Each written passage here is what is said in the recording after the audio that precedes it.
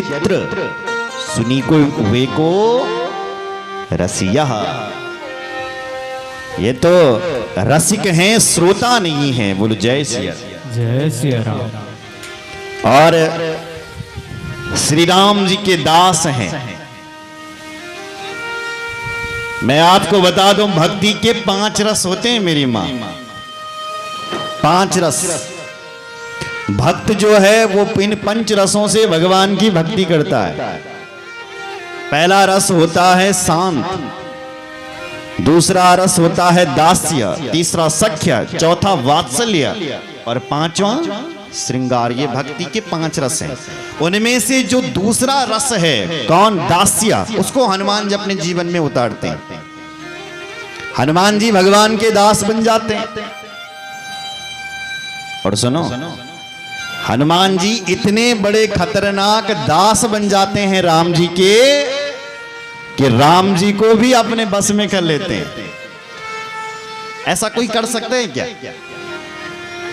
किसी को अपने बस में करना कोई साधारण बात नहीं है, लेकिन गजब हो गया। हनुमान जी ने राम जी को भी अपने बस में कर दिया। रामचरितमानस में लिखा है, सुमिर पवन सुत पावन नामा, सुमिर पवन सुत पावन माना, सुमिर पवन सुत पावन नामा, सुमिर पवन सुत पावन माना, अपने बस कर राखे राम, अपने बस कर राखे राम, अपने बस कर राखे राम, अपने बस कर राखे राम। सुनिए जरा, सुमिर पवन सुत पावन नाम, बस में कैसे कर लिया? बोले भगवान के नाम स्मरण मात्र से राम जी उनके बस में हो गए। भगवान की उन्होंने इतनी बड़ी सेवा की कि राम जी को उन्होंने अपने बस में कर दिया, अपने बस कर राखी राम। और भगवान कहते मैं भी इस हनुमान जी के बस में हो गया।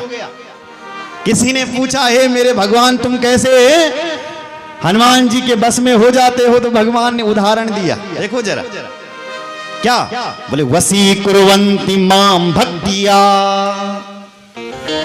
सती स्त्रिया सतपतिम यथा।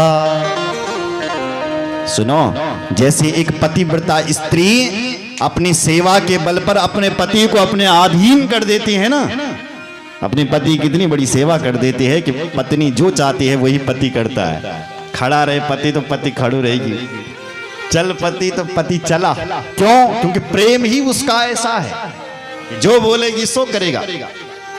तो भगवान कहते हैं जैसे एक पत्नी अपने पति को अपने बस में कर देती है, उसी प्रकार मेरा भक्त जो है मेरी भक्ति करके भी मुझे अपने बस में कर देता है।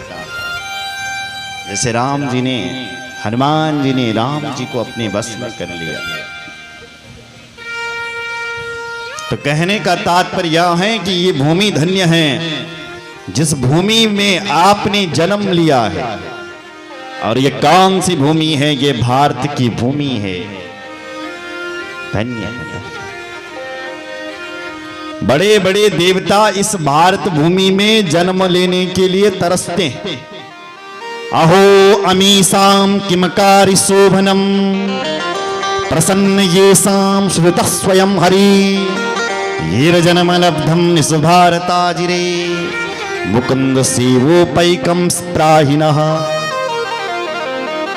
येर जन्म लब्धः निस्भारताजिरे। देवता लोग कह रहे हैं, भारतीय तुम धन्य है जो तुमने भारत की भूमि पर जन्म लिया है। ये जन्म लब्ध्वा निस भारताजिरे, ये भारतवासी धन्य है जिन भारतवासियों ने इस भारत की भूमि पर जन्म लिया है। और हम उत्तराखंड वासी धन्य हैं जो हमें इस देवभूमि उत्तराखंड में जन्म मिला। किसी ने देवताओं से पूछा, है देवता लोग क्यों कह रहे हो इन भारतीयों के लिए धन्य धन्य? क्यों है ये धन्य? क्यों है ये भारत भूमि धन्य? क्योंकि भारत भूमि में कथा हो रही है इसलिए ये भारत भूमि धन्य है।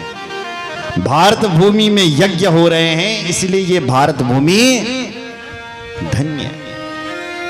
क्योंकि अन्य जगह ऐसा नहीं हो सकता। न यत्र वैकुंठ कथा सुदापका, न साधवो भागवतास्तदाश्रया, न यत्र यज्ञेश मखा महोत्सवा, सुरेश लोकोपि नवेश सेव्यता। कितने प्यारे प्यारे श्लोक हैं हमारे। न यत्र वैकुंठ कथा सुदापका, वैकुंठ में आपको सब कुछ मिल जाएगा, भगवान का दर्शन मिल जाएगा, रहने के लिए ठाट बाट से मिल जाएगा, लेकिन कथा नहीं मिल सकती वहां, क्योंकि वैकुंठ में कथा नहीं होती है। न साधवो भागवतास्तदाश्रया, न वहां साधु संत रहते हैं। ऐसे स्वर्ग में, ऐसे वैकुंठ में जाकर के क्या करोगे? अरे ये भारतीय धन्य है जिस भारतवर्ष में यज्ञ होते हैं। उस स्वर्ग में जाकर के क्या करोगे जिस स्वर्ग में यज्ञ नहीं होते। न यत्र यज्ञ समखा महोत्सवा, यज्ञ में, ये स्वर्ग में यज्ञ भी नहीं होते हैं। इसलिए ये भारत भूमि धन्य है। और धन्य है हम उत्तराखंड के लोग, जौन उत्तराखंड का पावन धाम मां, पावन भूमि मां जन्म लेने। एक भक्त सुंदर गाता है, क्या सुंदर गाया हुआ उसने कि कैसा है मेरा मुल्क और कैसे है यहाँ के लोग। कहता है, आइए जरा गाते हैं। प्यारो मेरो मुल्क मेरो पहाड़, प्यारो मेरो मुल्क मेरो पहाड़, हाँ प्यारो मेरो मुल्क मेरो पहाड़।